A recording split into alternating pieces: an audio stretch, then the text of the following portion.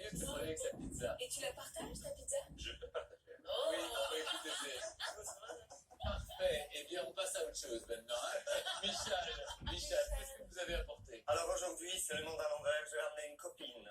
Je vous présente Majanouna.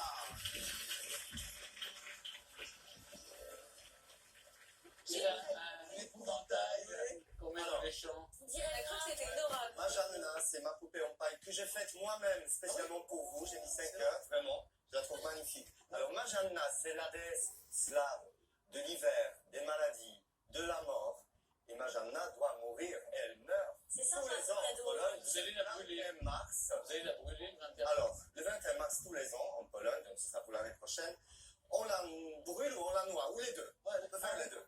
Et pourquoi? Parce qu'elle symbolise justement la mort, l'hiver, toutes ces mauvaises choses dont on veut se débarrasser justement quand les beaux jours arrivent. Mais on fait ça plutôt à la campagne, on est d'accord? On le fait partout. Même à Marseille. Ah oui, oui, oui, oui. Donc on On les le fait jette dans le partout. feu ou on les... Alors on le jette, alors on peut d'abord la brûler, je vais tout vous expliquer maintenant. On la brûle juste un petit peu pour qu'elle prenne feu, ensuite on peut la jeter dans le feu. Mais ça peut servir d'épouvantail dans un champ quand il y a des... Alors on a aussi des épouvantails, mais ce n'est pas la même histoire. C'est pas le... Non.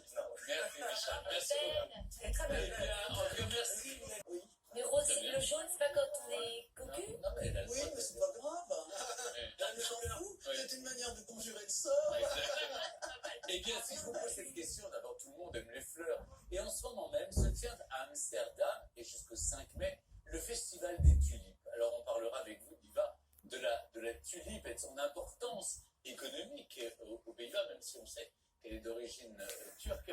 À Amsterdam, ce sont plus de 500 000 tulipes qui sont plantées dans les rues, sur les ponts, sur les places. C'est un spectacle qui est absolument incroyable. Et d'ailleurs, des images époustouflantes. En France, 36%. On parle d'abord et avant tout des Pays-Bas, car l'autre pays du fromage est surtout le pays de la fleur. Rendez-vous compte, les Pays-Bas représentent à eux seuls plus de 50% des échanges mondiaux de fleurs. La Belgique, deuxième en Europe, compte pour 3% seulement. L'Italie, avec 1%, monte quant à elle sur la troisième marche.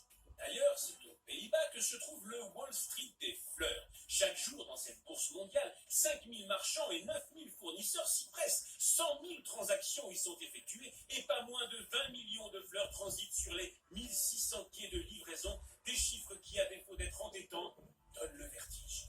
Les Français, où 9 roses sur 10 vendues proviennent des Pays-Bas, plébiscitent le fleuriste, tout comme les Allemands, comme lieu principal d'achat. Un pourcentage qui tombe à 25% chez les Britanniques, qui préfèrent majoritairement acheter leurs fleurs au supermarché.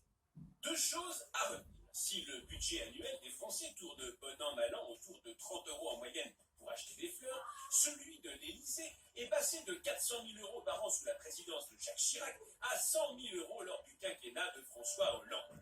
Mais surtout, Ça vous rend plus disponible ou plus à l'écoute? Je vais tâcher d'éviter cette question, mais pour répondre plus généralement, non, on offre beaucoup plus de fleurs en Roumanie. C'est une habitude qu'on prend encore une fois là, dès l'enfance. Donc les petits garçons, par exemple, toujours pour l'arrivée du printemps, le 1er mars, qu'on soit d'accord, on nous offre des petits bouquets de perce-neige. Ce sont ces petites fleurs blanches qui sont très bons. Donc voilà, ce sont des habitudes qu'on prend très tôt. Donc on offre beaucoup de fleurs. On essaye. Est-ce que c'est cher les fleurs en Roumanie? Non, puisqu'il y a beaucoup de paysans et d'agriculteurs qui vendent leur production au marché, alors ça ne sera pas des bouquets sublimes ou une faute d'orange. Exactement, mais ce seront des fleurs fraîches. Alors, c'est vrai que la capitale mondiale de la tulipe et de la fleur, c'est Amsterdam. Comment vous expliquez, Diva, cette passion qu'ont les Néerlandais pour la fleur?